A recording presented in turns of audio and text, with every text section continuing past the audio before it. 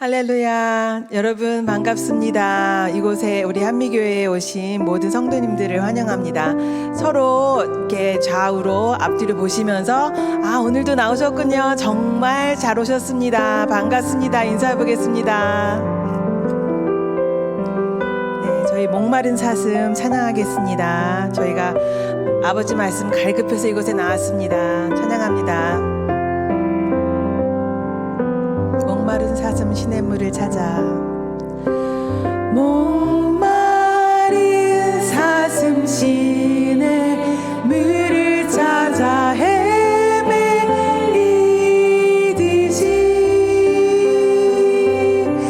내 영혼 주를 찾기에 갈급하나이다. 주님만이 나의 힘,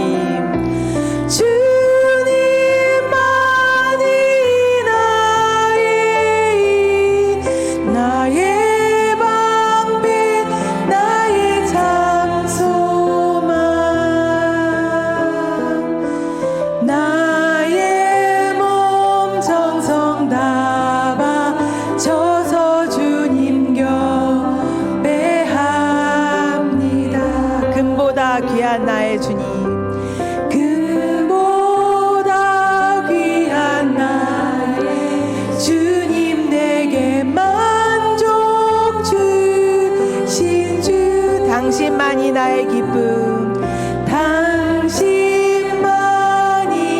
나의 기쁨, 또한 나의 장봄에 주님만이 나의 힘,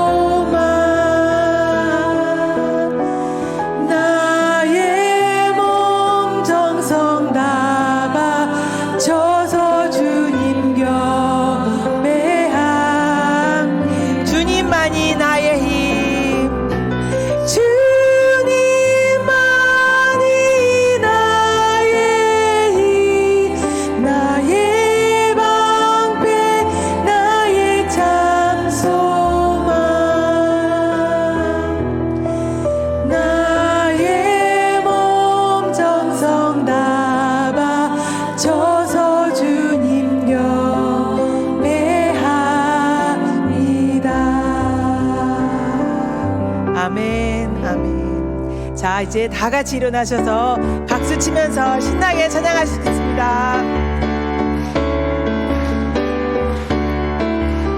예수로 나의 구주 삼고 성령과 피로써 거듭나니 이 세상에서 내 영혼은 하늘의 영광 온전히 주께 맡긴대요. 온전히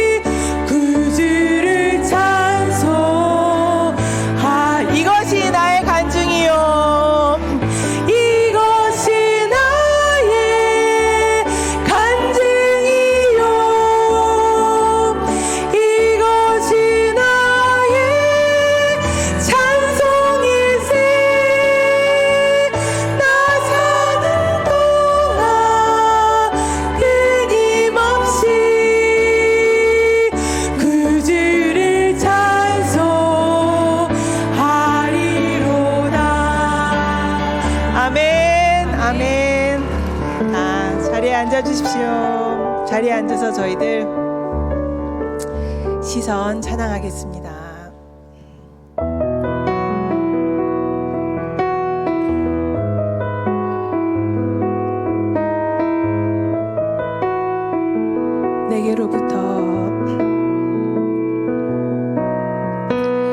내게로부터 눈을 들어 주를 보기 시작할 때 주의 일을 보겠네. 내 작은 마음 돌이키사 하늘에 꿈꾸게 하네. 주님을 볼 때 성령이 나를 변화시켜 모든 두려움 사라질 때 주의 일을 보겠네. 황폐한 땅 한가운데서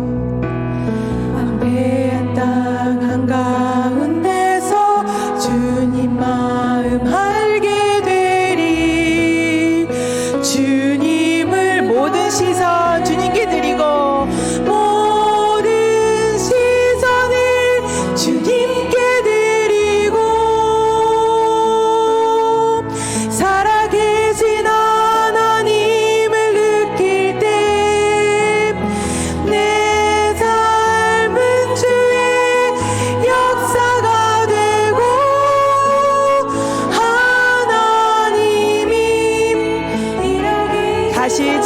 골라보겠습니다. 다시 처음부터 내게로부터 눈을 들어 주를 보기 시작할 때 주의 일을 보겠네.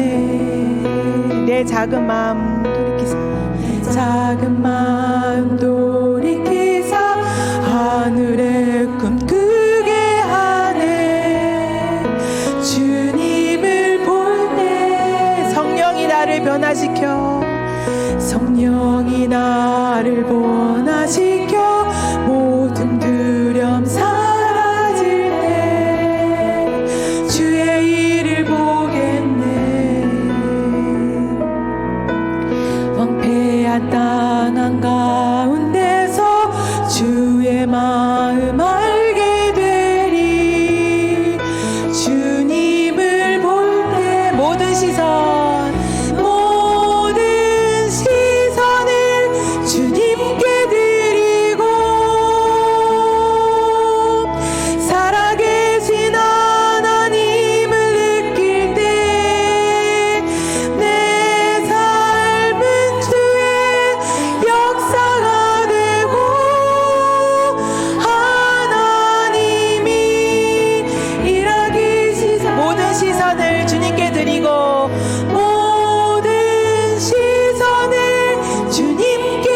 전능하신 하나님을 느낄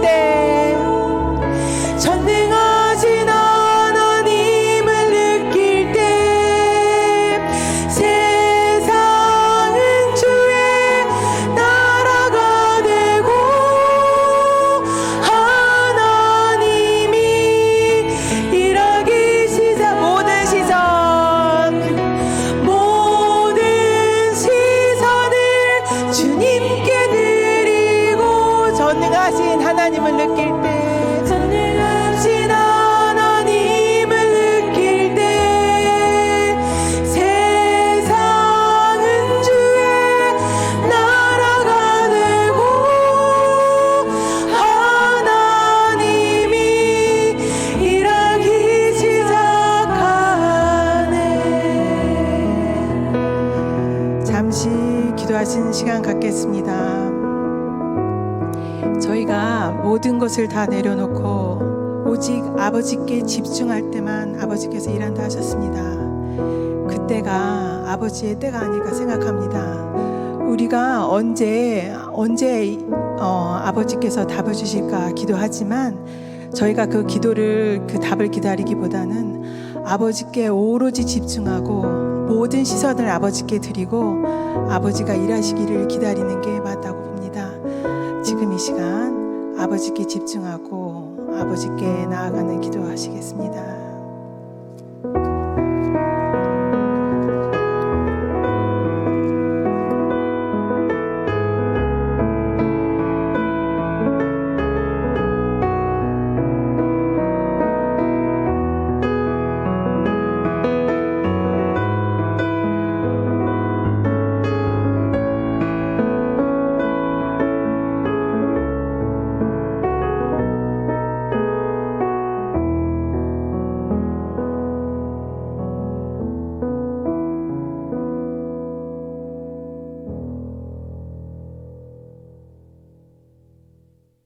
성령의 반응, 하나님의 말씀을 나누면서 저희들의 내면이 치유되게 하여 주시고 또 저희들의 가정과 교회가 건강하게 하여 주시며 하나님의 일들을 하기에 또한 보배를 그릇에 담기에 부족함이 없게 하여 주시며 저희들의 마음이 깨진 그릇이 되지 않게 하시고 하늘의 보화를 잘 담아서 나눌 수 있는 그런 건강한 하나님의 사람 되게 하여 주옵소서. 이 한 시간 저희들을 붙잡아 주시기를 간절히 소망하며 예수님의 이름으로 기도드립니다. 아멘. 시편 106편 32절 33절입니다. 두 절의 말씀 우리 다 같이 함께 하겠습니다. 시작.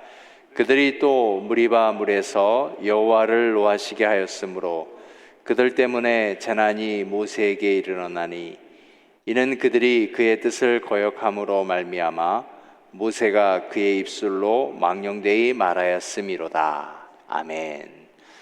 자, 오늘 본문을 조금 후에 다시 한번 나누도록 하겠습니다. 들어오실 때 핸드아웃을 받으셨겠는데요. 정리를 해보았습니다. 먼저 상처에 4가지 패런이 있다고 말씀을 드렸습니다. 거절감, 그 다음에 굶주린 마음, 하나는 블랭크로 놓았는데요. 분노입니다. 그리고 두려움. 우리 속에는 늘 이 4가지가 함께 있습니다. 근데 이 4가지가 다 우리들 속에 있어서 2가지의 어떤 증세를 만들어내는데 그게 뭐냐 하면 열등감과 죄책감입니다. 나는 열등감이 없어요, 나는 죄책감이 없어요 라고 하는 것은 우리가 성령으로 잘 다스려져 가고 있는 것인데 이게 다스려지지 아니하고 내 안에 있는 상처가 나를 통해서 내 마음속에서 드러나 버릴 때 우리는 열등감과 죄책감이 내 속에서 드러나게 되는 겁니다. 그렇게 되면 어떻게 되는가? 4가지 장애가, 몇 가지 장애가 생깁니다. 첫째는 육체적인 장애입니다. 몸이 아파요. 우리가 화가 나면 또 관계적인 문제가 생기게 되면 내 육체적인 건강에 문제가 생깁니다. 그리고 또 인격적 장애가 생깁니다. 불안하게 되고 또 사람을 만나기 싫어하게 되고요. 또 영적인 장애를 일으킵니다. 온전한 신앙적인 일들이 되지 못하고 잘못된 신앙이 자리 잡혀지기가 쉽습니다. 그래서 이러한 것들이 이제 몇 가지 영역에 불편함을 초래하게 되는데 하나님과의 관계, 내 내면과의 관계, 이웃과의 관계, 그리고 하나님이 창조해 주신 자연과의 관계, 이 모든 것들이 다 관계가 파괴돼 버리고 마는 겁니다. 자, 그러면은 상처는 어떻게 치유되는가? 오직 성령으로 밖에 되는 것이 아닙니다. 그러므로 성령이 왜 우리에게 필요한 것인가? 성령으로 우리 안에 있는 상처들을 잘 다스려 가야 되기 때문에 그렇습니다. 자, 그러면 오늘은 이러한 상처들을 다스리지 못했던 성경 속의 인물들이 누가 있었는가, 그리고 또 그들이 어떻게 이겨내었는가를 보면서 우리가 신앙생활 하면서 내 속에 나도 모르게 자리 잡혀 있는 그 상처들을 잘 다스려 가면서 신앙생활 해야 되겠다라고 하는 겁니다. 저는 이렇게 오늘로서 끝내고요. 다음 주에 이제 우리 도시선교 간증이 있죠. 김광수 목사님 오셔서 설교해 주시고 또 도시선교팀이 와서 찬양도 간증도 해 주시고요. 마지막 금요일에 또 우리 교회에 이 상담과 심리의 대가가 계시지 않습니까? 박준수 목사님께서 전체적으로 한번 정리를 해 주실 것입니다. 그때 이렇구나 정리를 하시고 이제 이 모든 것들을 마무리하면 되겠습니다. 자, 먼저 신앙의 인물들을 우리가 볼 때 종종 분명히 신앙이 있거든요. 그런데 이해할 수 없는 행동들이 종종 눈에 띕니다. 왜 그럴까요? 그 안에 있는 상처가 해결되지 않았기 때문에 그렇습니다. 그래서 그 중에 몇몇만 골라 보았는데, 우리 요즘 계속 8월 한 달간 창세기를 묵상하고 있습니다.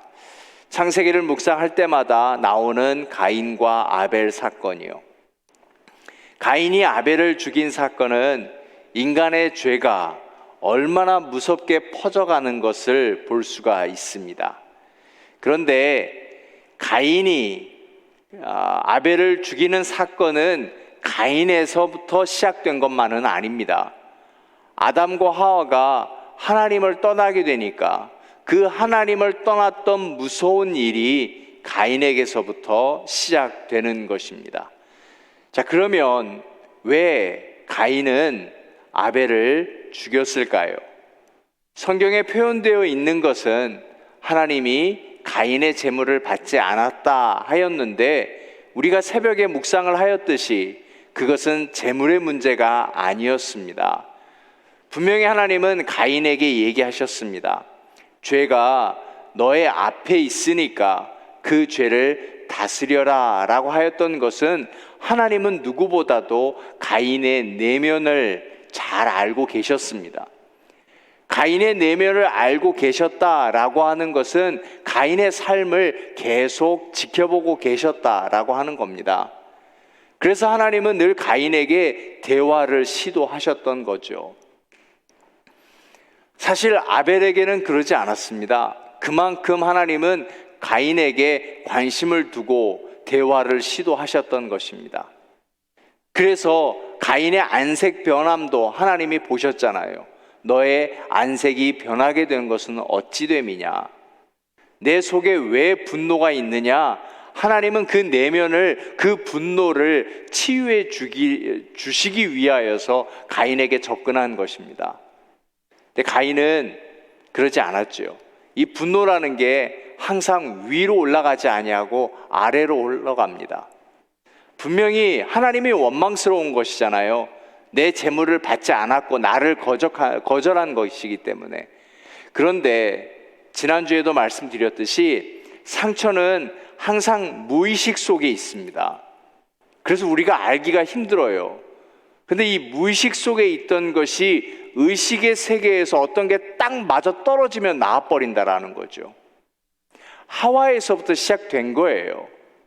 하와의 거절감, 잘못된 것, 그것이 가인에게 남아 있었고, 가인의 그 거절감이 하나님이 내 것을 받지 않았다, 리젝된 것이 아벨에게 폭발되어 버린 것이죠. 아벨을 데리고 들로 나갔습니다. 계획한 건 아니에요. 처음부터 죽이려고 마음먹었던 것은 아니었습니다. 그런데 가인과 아벨이 함께 들에 나가서 대화를 하면서 이 분노가, 이 내면이 치유되지 않는 거예요. 결국 가인은 그 분노를 아벨에게 향하고 말았습니다. 계속해서 아래로 흘러나갑니다.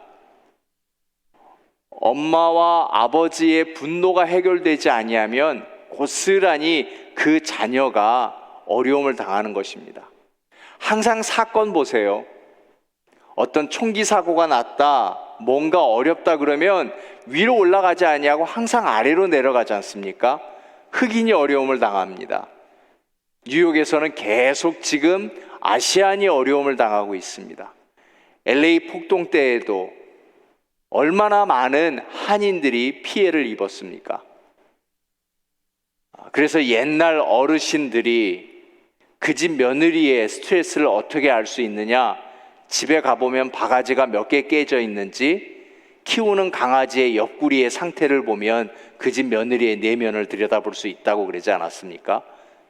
위로는 올라갈 수 없고 자꾸 약한 것만 건드리는 거죠. 그러면 우리는 누구를 건드리게 됩니까? 자녀를 건드리게 되는 겁니다. 자, 그래서 성경은 한번 우리가 봤으면 좋겠습니다. 창세기 4장 10절이요.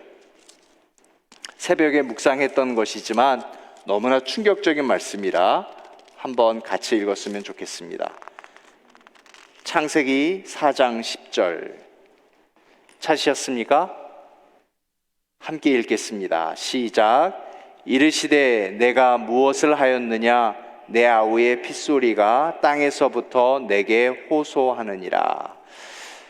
내 아우의 핏소리가 땅에서부터 호소한다. 무슨 뜻일까요? 내가 내부었던, 내가 뱉어버렸던, 내가 해버렸던 분노는 나는 화내고 끝나버리는 것이 아니라 그것이 사라지지 아니하고 계속해서 소리가 들려오는 겁니다. 우리 이렇게 얘기하죠. 나는 뒤끝이 없어요. 실컷 화내고 나서 뒤끝이 없답니다.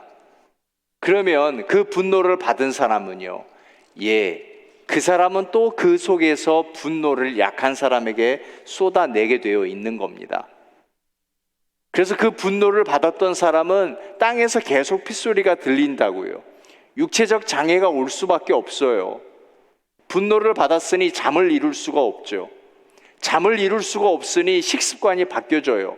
폭식을 하던가 아니면 아무것도 먹지 못하던가. 끊임없는 육체의 장애가 되는 거고요. 이제 그러한 습관의 사람들만 만나면 피하게 돼요.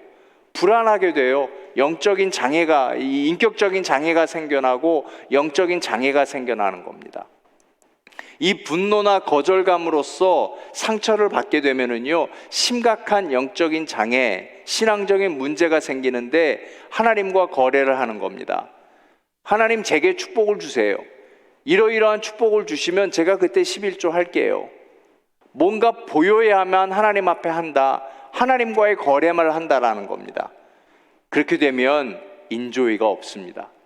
신앙에 인조이가 없으니까, 기쁨이 사라져 버리니까 깊은 하나님과의 관계를 지켜갈 수가 없는 겁니다.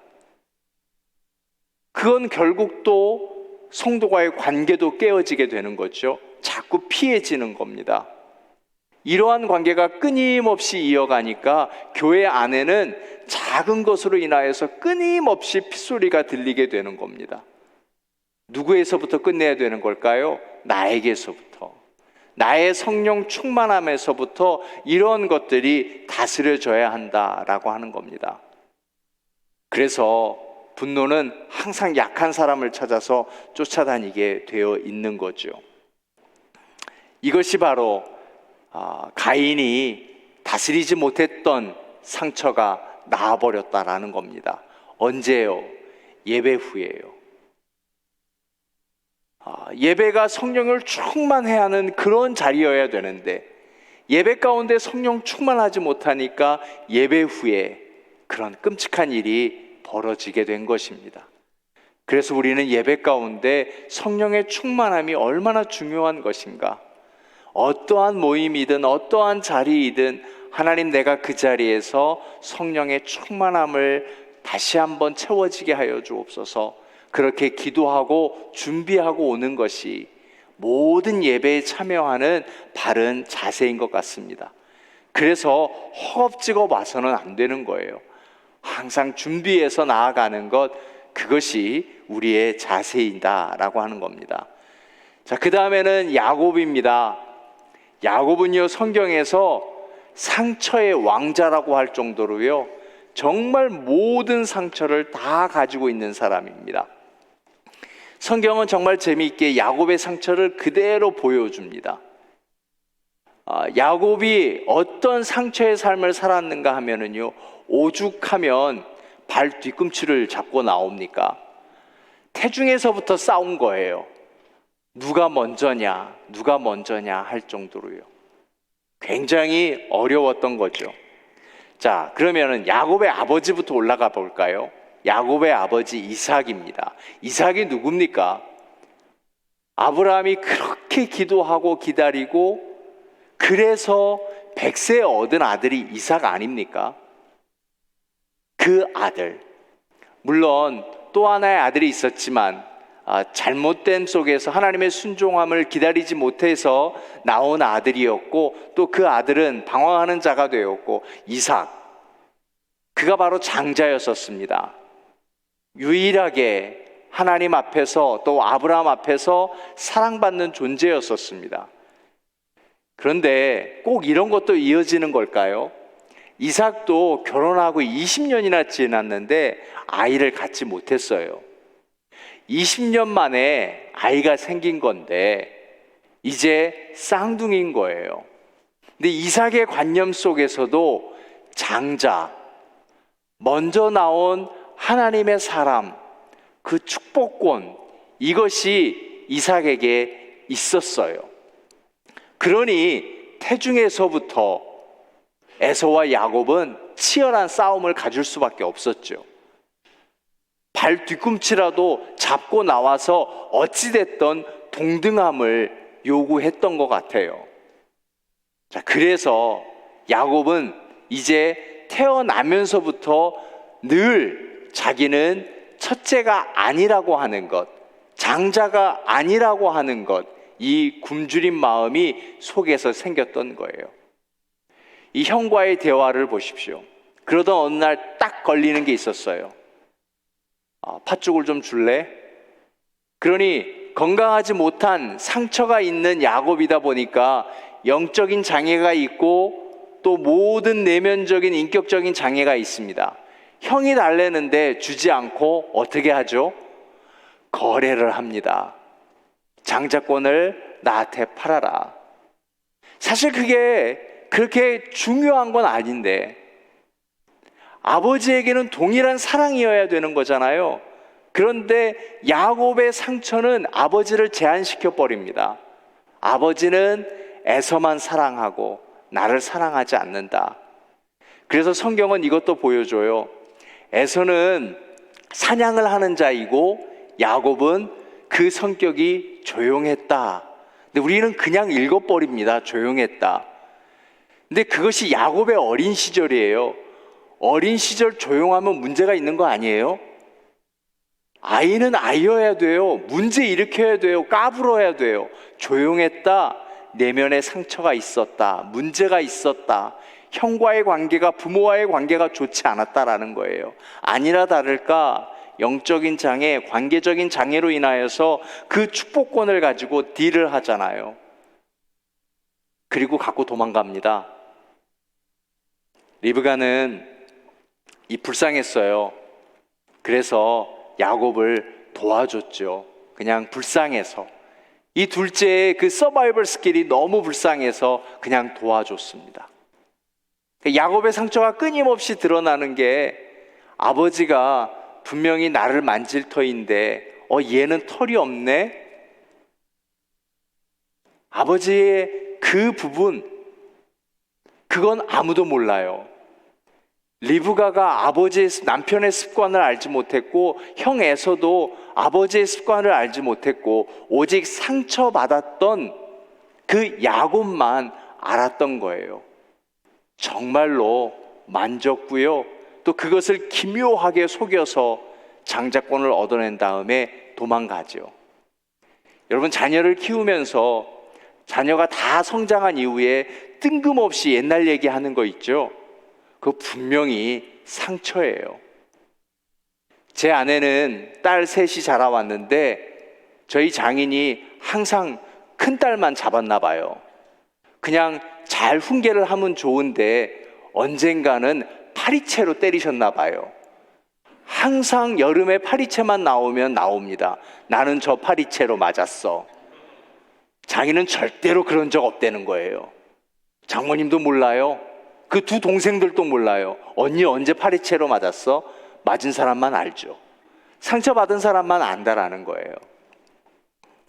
저는 중학생 때 혼자 있게 되었습니다. 아버지가 시골로 발령을 받아서 가시게 되었는데 너무 이사를 많이 가니까 제가 국민학교를 7군데를 다녔거든요.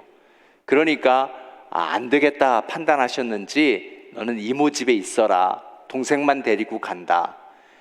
그래서 저는 이제 이모 집에서 사춘기 시절을 자라게 됐습니다.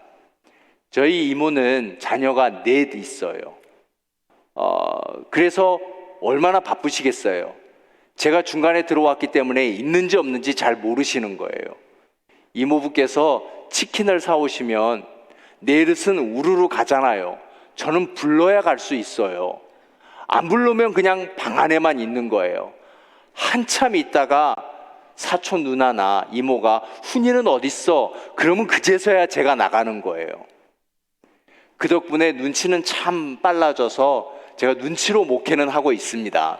얼굴을 살피면서 길게 하면 안 되겠구나, 이쯤 되면 끝내야 되겠구나, 도움은 되었지만 몇 해 전이에요. 한국을 갔을 때 이제 이모가 병환이 있으셔서 방문했을 때 제가 일부러 치킨을 사갔지 않습니까? 속에 상처가 있어서. 그 얘기를 했는데 아무도 몰라요. 아무도 기억하지 않아요. 상처받은 저만 기억하고 있죠. 우리들이 그래요. 우리들이 상처받은 것을 기억하고 같은 공동체 안에서 그것이 남겨져 있으면 언젠가는 나오게 된다고요. 아무도 기억 못해요. 장로님도 기억 못하고 아무도 기억 못해요. 내가 이 교회를 58년 다녔는데 기억 못해요. 상처받은 사람만 알지. 그래서 우리는 성령으로 그것을 다스려야 된다라는 겁니다. 이것이 얼마나 중요한지요. 야곱이 그래서 그런 상처에 받은 모든 삶을 다 살다가 유언할 때 뭐라고 얘기합니까? 유언할 당시에는 정말 신앙이 깊었어요. 영이 충만한 사람이었어요. 그런 사람의 입에서 나오는 말이 한평생을 돌아보니 험악한 세월이었다. 사랑하는 여러분, 어떤 삶을 살았던 간에 내 삶을 돌아봤을 때 험악한 삶이 아니라 하나님이 주신 기쁨의 삶이 되시기를 축복하여 드립니다. 우리에게는 평강이 있어야 돼요. 평온함이 있어야 돼요. 그렇게 상처를 극복하지 못했고 신앙의 삶을 살아갔지만 그래도 자녀들은 잘 키웠고 그 자녀들이 잘 이루어졌지만 자기 삶을 돌아보면서 험악한 세월이라 말하고 하나님의 품으로 돌아갔던 그 인생은 참 마지막이 2%가 너무 아쉽다라고 하는 것입니다. 자, 그 다음에 모세를 봤으면 좋겠습니다. 모세는요 하나님의 부르심을 5번이나 거절한 사람입니다. 모세도 전형적인 패턴이에요. 그 모든 상처가 다 내 속에 들어와서 성경은 모세는 뭐부터 보여주는가 하면은요, 야곱은 처음부터 그 안에 굶주린 마음, 거절감을 다 보여주는데 모세는 이 모든 상처가 나와서 2개의 증세로 보여주는 열등감과 죄책감부터 먼저 보여주는 거예요.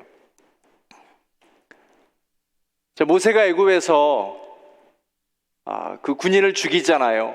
히브리 사람을 대변하기 위해서 한 것인데 오히려 히브리 사람은 모세를 거절합니다.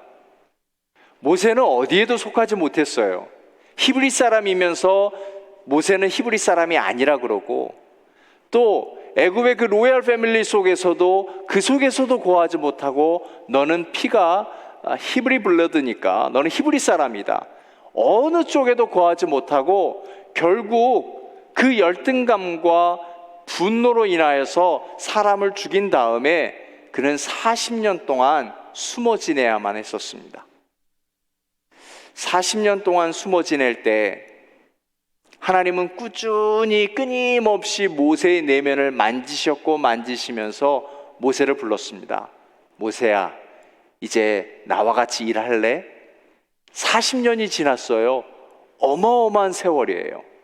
모세도 아마 치유되었을 거라 생각이 들어요.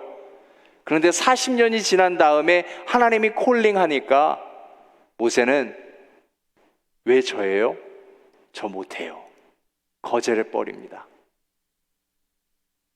부르심에 반응하지 못한 거절, 이것은 우리에게도 있습니다. 이것은 우리 안에 있는 상처를 다스리지 못하는 거예요. 사랑하는 여러분, 우리가 신앙생활 잘 해야 되는 것은 이제 우리가 신앙생활 하면서 어떤 모양이든 우리에게 콜링이 있습니다. 콜링을 너무 크게 생각하지 마세요. 어떤 부분의 콜링이든 우리는 그 콜링을 마치 겸손인 양 거절하는데, 사실 콜링을 거절하고자 하는 마음은 겸손에서 오는 게 아니에요. 그것은 잘못된 상처의 다룸에서, 잘못된 다룬 거에서 나오는 거예요. 자, 하나님이 콜링해 주셨습니다. 어떤 모양이든. 자, 이 일 한번 섬겨보시겠습니까? 하나님이 알고 부르시는 거예요. 모세요, 그 어두움이 있고 나약함이 있지만 이스라엘 백성들을 다룰 수 있다, 하나님이 판단하셨기에 하나님이 부르신 거예요. 콜링. 그런데 감히 모세가 하나님이 잘못 판단했다고 하는 거잖아요. 결코 겸손함이 아니라는 겁니다. 잘못된 신앙인 것입니다. 80세에도 콜링을 받습니다. 계속해서 40년 동안 하나님은 기다리시고 기다리시는데 모세는 회복이 되지 않습니다. 바로 이 거절감, 이것으로 인한 열등감이 해결되지 않는 거예요. 또다시 버림받을까봐, 또다시 거절당할까봐. 그리고 어찌됐든 이제 하나님의 백성들을 이끌고 나오는 과정 속에서 우리가 읽었던 시편 106편이 그거예요. 잘 지켜오다가 다스리지 못한 그것 때문에 또다시 나와버리지 않습니까? 언어가 나와버립니다. 그 언어가 분노의 언어예요. 그 분노를 쏟아 부어버리는 바람에 결국은 들어가지 못하지 않았습니까? 하나님이 모세에게 주신 사명, 그 콜링은 무엇인가 하면 끊임없이 위로하라는 거예요. 이스라엘 백성들이 남의 나라에서 얼마나 상처받았어요. 하나님의 백성들이 노예가 되었잖아요. 그들에게 필요한 것은 위로입니다. 격려입니다. 근데 잘 데리고 나오다가 모세가 입으로 저주를 했습니다. 결국 이것으로 그 역시 아름다운 결론을 이루지 못한 것이었습니다. 성지순례 가면서 모세가 가지 못했고 죽었던 곳, 그 느보산이라는 곳에서 봤어요. 바로 앞이더군요. 멀리 떨어져 있는 것도 아니에요. 그냥 보여요. 얼마나 저기에 가고 싶었을까? 얼마나 들어가고 싶었을까? 그런데 들어가지 못하고 그 삶을 여기서 마무리했어야만 하는 그 모세의 그 가슴 아픔이 얼마나 사무쳤을까? 그 끝이 아름다운 인생이 되기 위해서 우리가 어떤 신앙생활을 해야 되는가 하면 내 안에 자리 잡고 있는 이 상처를 다룰 수 있어야 한다라고 하는 것입니다. 끝이 아름다운 인생, 참 좋아야 되는 거예요. 끝을 잘 마무리 짓는 게 실력 아닙니까? 한동안 우리 대한민국의 영화가 영화답지 못했던 것은 항상 결론이 애매모호했기 때문이에요. 줄거리는 좋았는데 끝이 안 좋다고. 한국 문화가 대단해진 것은 정말 끝이 잘 끝나요. 근데 요즘은 너무 많이 가서 해피엔딩도 아니고 이상한 결말로 또 끝나버리는데, 아무튼 젊은 사람들은 좋다고 난리긴 하지만 마음에 들지는 않아요. 그럼 우리의 엔딩은 어떤 엔딩이어야 되겠습니까? 하나님 앞에서의 심판이 자유로워야 되지 않겠습니까?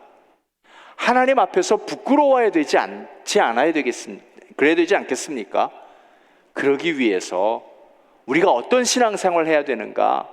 열심히 사역하고 선교 가고 참 중요하겠지요. 그보다도 우리가 해야 될 일은 내 속에 자리 잡혀 있는 이 상처를 잘 다루어서 상처에 반응하지 아니하고 성령에 반응하면서 이 상처를 다른 이에게 물려주지 아니하고 또 핏소리가 들리지 않게 하고 하나님 안에서 잘 다루어져서 우리 후세들이 또 우리 믿음의 공동체가 건강하게 세워질 수 있는 것, 이것이 우리가 하나님 앞에 서는 자유함이다라고 하는 겁니다. 자, 몇 사람 더 봅니다. 다윗입니다. 다윗은 잊혀진 아들이었어요. 아버지 이새에게는 형제들이 많이 있었죠. 한 번은 이제 사무엘이 사울이 더 이상 왕이 될 수 없음을 알았어요. 사울 몰래 이새라는 사람에게 아들을 불러오라고 했죠. 그런데 이 이새는 다윗을 숨겼어요. 무슨 막내가 니까짓게. 그리고 다른 이들만 다 데려갔는데 일일이 기름 부어주고 안수기도 해줬는데 사무엘에 영감이 있었어요. 아들 하나 더 없니? 있기는 있는데요.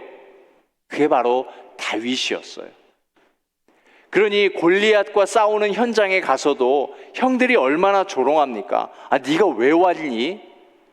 형들 위문하려고 음식을 싸들고 왔는데도 형들은 조롱했어요. 니까짓게 왜 여기 와? 이게 악한 행동이라고 형이 말했어요. 다윗은 그렇게 무시당했고 다윗은 그렇게 늘 잊혀진 존재였어요. 상처에서 제일 심각한 상처가 잊혀진 상처인 것 같습니다. 기억을 안 해요. 그냥 다 무시해버리는 거예요. 그래서 다윗이 기록한 시편을 보면은요, 그의 상처가 고스란히 나와 있는 거예요. 아버지도 형들도 아무도 자기를 인정해주지 않는 거예요. 혼자 양을 치죠. 혼자 양을 치다가 들판에 있다 보니까 외로워요. 형들도 무시해, 아버지도 무시해. 다 나를 아들로 인정해주지 않으니까 양을 돌보면서 양이 매 하고 그렇게 울긴 우나요? 모르겠는데 양이 울었어요. 그래서 양이 슬퍼하는 줄 알고 너도 슬프니? 그때 영감이 떠오르는 거예요. 하나님의 음성이 들리는 듯 했어요. 왜 슬퍼? 양에게는 목자가 있는데. 다윗아, 너도 슬퍼하지 마. 내가 너의 목자가 될게. 그래서 기억나는 시 없으세요? 여호와는 나의 목자시니 내게 부족함이 없으리로다.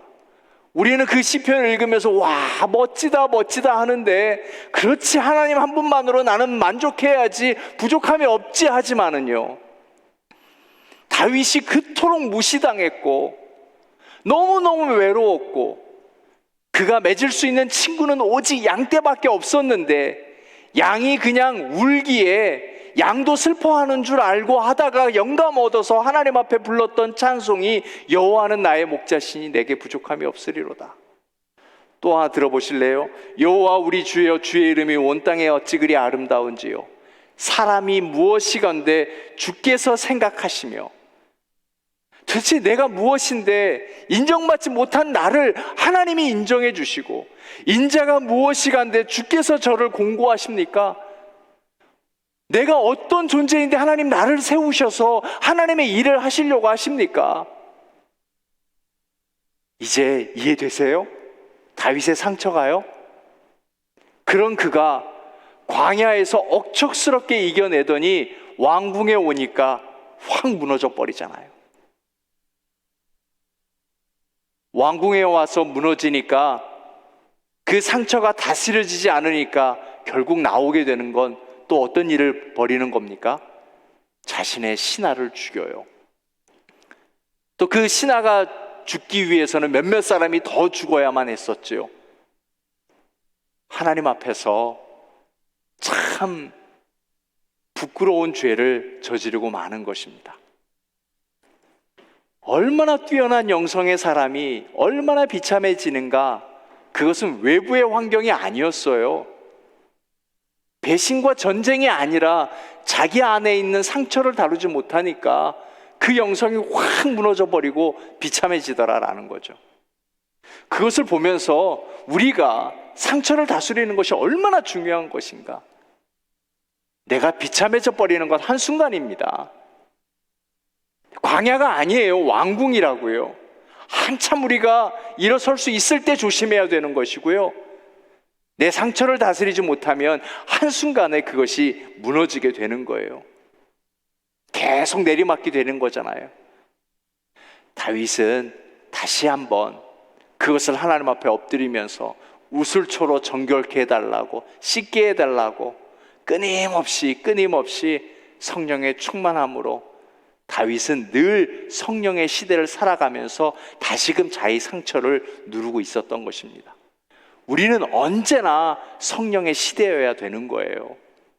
소녀 시대가 아니고 성령 시대여야 되는 거예요. 우리가 그 시대를 살아가고 언제든지 우리가 성령의 충만함, 그것은 내 속에 무의식 속에 자리 잡는 그 성령을 누려야 하는 것이죠. 요나요. 요나는 전형적인 분노의 사람이었습니다. 억울하죠. 일본이 부흥한다는 거 억울한 거예요. 그처럼 니느웨예요. 니느웨 사람 다 회개하는데 요나만 분노하고 있어요. 여러분 조심하세요. 우리 옆 사람 다 회개하고 있을 때 나만 분노 속에 사로잡힐 수 있어요. 그렇기 때문에 요나를 보면서 요나를 볼 수 있어야 돼요. 내 속의 분노를 다스려서 하나님 앞에 바로 서는 것이 얼마나 중요한 건지. 선지자예요, 선지자. 다른 사람 다 회개하는데 선지자가 회개를 못하고 있어요. 분노의 상처를 해결하지 못하고 있다라는 거죠. 자, 마지막으로 사도 바울이요. 사도 바울은 엄격한 아버지 밑에서 자라왔던 것 같아요. 그리고 사도 바울이 우리에게 참 중요한 것은 이민자예요. 그래서 아버지가 어찌됐던 사도 바울은 이 이민 땅에서 성공시켜야 되겠다. 그래서 열심히 돈을 벌었어요. 그 결과가 뭡니까? 시민권이요. 출생에서 시민권이 아니라 이는 돈으로 살 수 있는 시대였었어요. 근데 그 시민권이 그냥 값이 아니에요. 어마어마한 값이었어요. 역사책에 보면 바울이 이 시민권을 가지고 있었다라고 하는 것은 그 아버지가 이민자로서 아무튼 한 번도 쉬지 않고 정말 열심히 일했던 거예요. 그리고 바울은 공부를 열심히 했어요. 거기서 살아나야 되기 때문에 여기서 이민자가 소수민족이 살아날 수 있는 것은 공부밖에 없다. 그래서 가말리엘 학품을 모든 곳에서 정말 최선을 다해서 최고의 학문 또 최고의 신분을 가지고 있었습니다. 그런 그가 주목받아야 되는데 갑자기 나사렛에 그것도 목수가 나타나서 자기가 메시아라고 하니까 얼마나 억울하겠어요. 여러분은 상처가 없으니까 억울하지 않겠지만 저는 되게 억울했을 것 같아요. 한 번 경험이 있어요. 뉴욕에서 목회하던 이제 목회하면서 만난 분인데요. 이분은 딸 넷에 아들 둘인데 거기에 막내셨어요. 막내 딸이었어요. 거의 다윗처럼 아버지가 무시했던 거예요. 아버지께 사랑받고 인정받으려고 이분은 고등학교 때 거의 집을 오지 않고요. 정말 한두 시간 자고 공부해서 서울대에 수석 입학한 거예요. 그때 처음으로 아버지에게 칭찬을 받았대요. 늘 이분은 나는 그때 아버지에게 처음 칭찬받았다. 그리고 이분의 삶은 치열한 삶을 사셨습니다. 그리고 이제 결혼해서 미국에 왔는데, 뉴욕에 왔는데 이제 남편은 힘든 일을 하셨어요. 그러니 얼마나 피곤해요. 집에 오면 TV를 보다가 그냥 소파에서 잠을 들어요. 남편이 TV 보고 있으면은 그것도 용납이 안 돼요. 확 끄고 공부를 해야지. 내가 어떻게 공부를 했는데. 그리고 남편도 게으른 걸 인정하지 않고요. 자녀들도 얼마나 공부에 대해서 집착하면서 강요하는지요. 나중에 그 아이들이 그것으로 인하여서 상처받아서 저희 부목사님께 얘기를 하고 그 부부를 상담하게 되었어요. 그랬더니 이 상처가 있는 거예요. 사도 바울과 같은 상처가 있는 거예요. 이분은 멈추면 안 돼요. 계속해서 달려가는 거예요. 본인이 쉬는 것, 또 가족이 쉬는 것, 남편이 쉬는 것, 아이가 노는 것 그 자체를 인정하지 않는 거예요. 그러니 사도 바울이 쓴 서신서를 다시 한번 읽어보세요. 이분은요, 선교를 갈 때도 걸어가는 게 없어요. 나의 달려갈 길을 마치고 뭐든지 달려가요. 걷는 게 없어요. 그리고 보세요. 이제 마가 요한하고요, 바나바하고요 선교를 가잖아요. 근데 마가 요한이 마가죠. 본명은 마가 요한인데 성경은 마가라고 기록되어 있잖아요. 이제 젊으니까 좀 힘들고 어려울 수 있죠. 그래서 도망가 버렸어요. 하지만 바나바는 성품이 온순한 분이고 아마 상처가 매니지먼트가 잘 됐던 것 같아요. 다시 마가 데려오자. 그런데 누가 화냅니까? 바울은 용납이 안 돼요. 바울이 어떻게 살아왔어요? 치열하게 살아왔거든요. 힘들어도 시민권 위해서 열심히 일해야 됐었고, 그 소수민족으로 그 학교에서 공부하려면 버텨냈어야만 했던 거예요. 그런데 이거 힘들다고 가버려? 도무지 이해가 안 되는 거예요. 그래서 마가랑 싸워야 되는데 마가는 도망가고 없으니까 누구랑 싸워요? 바나바하고 싸우잖아요. 바나바가 연장자인데, 선배인데, 그리고 바나바가 자기를 품어줘서 교회를 데려왔는데 바나바하고 싸우는 거예요. 자기의 상처가 다시 무의식 속에 나타나 버리니까 매니지먼트가 안 돼요. 선교 가서 싸우게 된다니까요. 여기는 없었는지 모르겠지만은요, 선교만 가면 싸워요. 자꾸 속에서 튀어나오니까 그래요. 매니지먼트가 되지 않아서 그러는 거예요. 이것이 바로 바울의 상처입니다. 제가 로마서 한번 읽어드릴까요? 오라 나는 공고한 사람이로다. 그 뭐예요? 나는 늘 부족하다라는 거예요. 또 보세요. 이 사망의 몸에서 누가 나를 건져내랴? 자꾸 자기를 정죄하는 거예요. 그리스도 안에 있는 자에게는 결코 정죄함이 없나니. 그는 평생 자기를 정죄하고 산 사람입니다. 이래선 안 돼, 이래선 안 돼. 심지어 뭐까지 속상했냐면요, 그토록 선교하면서 교회 세우면서도 예수님 닮지 못한 것에 속상한 사람이에요. 그런 그가 나중에 치유되었어요. 성령의 다스림으로 잘 치유되었던 것을 알 수 있는 게 빌립보서예요. 빌립보서에 가서야 비로소 그가 평강을 얻고 기쁘다, 기쁘다, 기쁘다. 정죄하지 않고 힘들다 말하지 아니하고 분노하지 아니하고 기쁘다 말할 수 있는 거예요. 자, 이제 정리할게요. 내 속에 상처가 다스려지지 않다라고 하는 것은 뭐냐면 평강이 없다라는 거예요. 교회 와도 평강이 없고, 집에 가도 평강이 없고, 휴식처에 가도 평강이 없다라는 겁니다. 그러므로 우리는 늘 치유되고 늘 회복되어야 하는 것입니다. 한 번이 아닙니다. 성령의 충만은 한 번으로 되는 것이 아닙니다. 나는 한 번 됐어요. 그리고 그것으로 끝나버리는 사람이 얼마나 많은지요. 한 번 되신 건 참 잘한 일인데 그 다음부터 꾸준히 그것을 반복해서 지켜가는 것이 얼마나 중요한지 모릅니다. 다행히 하나님은 치유하시겠다 약속하셨습니다. 그리고 언제든지 아버지 품으로 돌아가면 됩니다. 괜히 죄책감 가지고 나를 아버지의 종으로 여길 그런 말씀 하지 마세요. 그냥 안기면 돼요. 울면 돼요. 아버지 또 왔어요 하면 되는 거예요. 그게 아버지 품이고 그게 교회고요. 그렇게 우리는 다시금 성령의 충만함으로 우리의 상처들을 치유해가면서 관계들을 확장시켜가고 서로가 서로의 치유를 위해서 도와주는 거예요. 그런 가정이 되어야 우리의 자녀들도, 그 다음에 우리의 모든 공동체가 건강하게 회복될 수 있는 것입니다. 그래야 우리 자녀들이 이제 이번 월요일부터 또 학교로 돌아갈 터인데 그 안에서의 친구들과의 관계도 바로 이미 시작된 나와 하나님과의 관계에서 자녀들도 본 그대로, 느껴진 그대로 회복될 수 있는 거예요. 그러니 나와 하나님과의 관계가 얼마나 중요한 것인지 우리 다시 한번 상처를 잘 다스릴 수 있는 그런 우리 한미교회 예배자 되시기를 주의 이름으로 축원하여 드립니다. 우리 찬송합니다.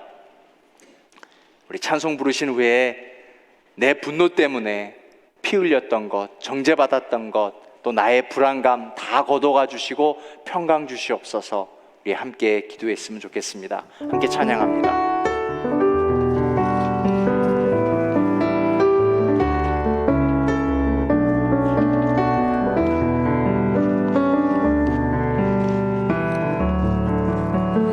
선하신 목자 날 사랑하는 분 주 인도하는 곳 따라가리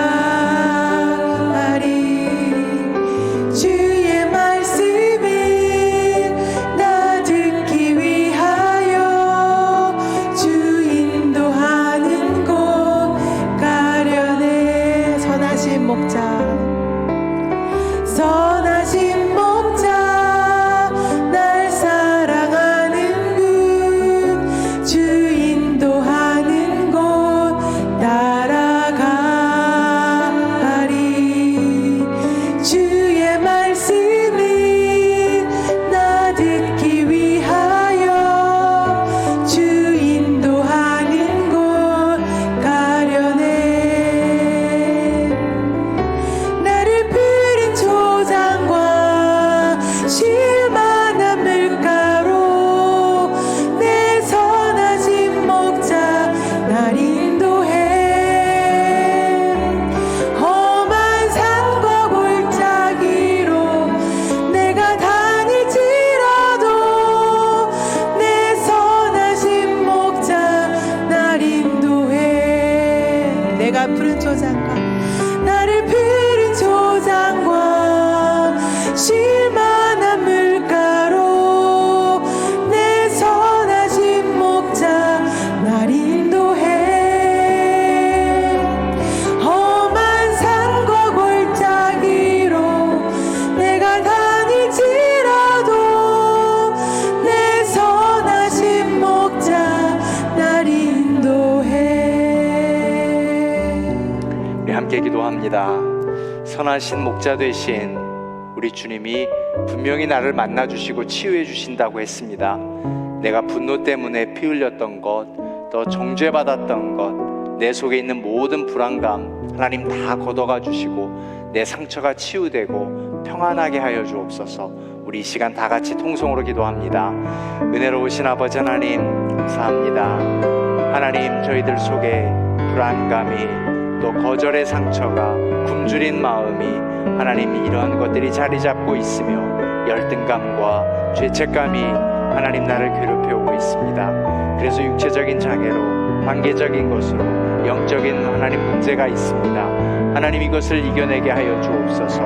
혹 우리가 당전할지라도 하나님 품에 안기는 자 되게 하여 주시고 하나님 정죄에서부터 판단하는 걸 주님 일어설 수 있게 하여 주시고 하나님 부르실 때 콜링에 답할 수 있게 하여 주시고 늘 성령의 충만함을 지켜갈 수 있는 힘과 지혜를 주시옵소서. 해야 할 것과 하지 말아야 할 것을 분별할 수 있게 하여 주셔서 하나님 우리 가정에 건강함과 참 지혜를 주시고 이제 이러한 것들이 잘 다스려서 우리 가정이 건강하고 교회가 건강하는 그런 예배자로 하나님의 참 사람으로 살아갈 수 있는 저희들 되게 하여 주시옵소서.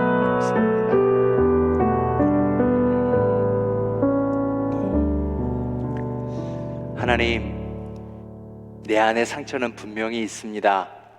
이것을 먼저 알게 하여 주시고 성령의 충만함으로 이 상처들이 다스려지게 또 치유되게 하여 주옵소서. 하나님, 분명히 저희들을 치유하시겠다 약속하셨고 푸른 풀밭과 쉴만한 초장으로 인도하신다라고 하셨습니다. 하나님의 인도하심에 따라갈 수 있는 순종이 있게 하여 주시고 저희를 부르실 때 그 콜링에 반응할 수 있는 저희들 되게 하여 주옵소서. 한 번의 성령의 충만함을 맛보는 것으로 끝나지 않게 하시고 우리가 사는 날 동안에 언제든지 성령의 충만함을 거해야 한다는 사실을 잊지 않게 하여 주옵소서. 하나님, 일주일의 모든 생활, 일터의 생활을 잘 마치고 성전에 모여서 함께 말씀을 나누며 기도하고 찬양하였습니다. 하나님, 이제 참 안식하며 예배를 준비하는 저희들 되게 하여 주옵소서. 하나님, 혹 저희들이 분노했던 일들로 인하여서 우리 자녀들이 분노하지 않게 하여 주옵소서. 이제 다음 주 월요일부터 학교로 돌아가게 됩니다. 학교 생활로 돌아갈 때 하나님 올바른 성품으로 하나님 주신 꿈을 위해 달려갈 수 있는 우리 자녀들 되게 하여 주시고 친구들과의 관계도 잘 지켜갈 수 있도록 하나님 축복하여 주시옵소서. 우리가 건강한 영성으로 건강한 마음으로 성도들과의 아름다운 교제를 지키며 또 건강한 교회로서 하나님의 일을 감당하기에 부족함이 없도록 저희들을 다스리고 지켜 주시옵소서. 그렇게 내가 치유되고 나를 통하여서 또 다른 이웃들이 계속해서 치유되고 회복되는 일, 하나님 그것이 우리의 사명이고 기쁨이 될 수 있도록 인도하여 주옵소서. 이 모든 말씀 예수님의 이름으로 기도하오며 지금은 교회와 가정의 머리 되신 주 예수 그리스도의 은혜와 하늘아버지의 사랑하심과 성령의 위로하심과 교통하심과 충만하심의 은총이 성령 충만함으로 상처를 다스리고 치유하고 건강한 공동체를 꿈꾸며 삶의 자리로 나아가는 여기 모여있는 그리고 흩어져 있는 우리 한미교회 모든 가족들을 위해 지금부터 영원토록 함께 계실지어다. 아멘.